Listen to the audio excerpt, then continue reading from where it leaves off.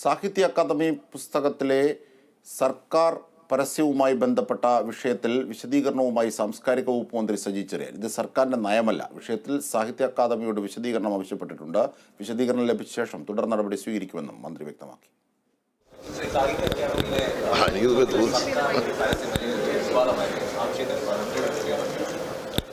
അത് ഞാനും കേട്ടു.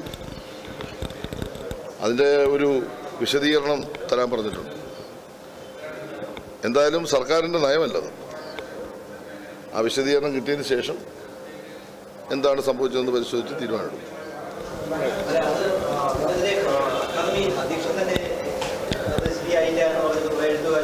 അതാണല്ലോ, അതുകൊണ്ടാണല്ലോ വിശദീകരണം ചോദിക്കാമെന്ന് പറഞ്ഞത്.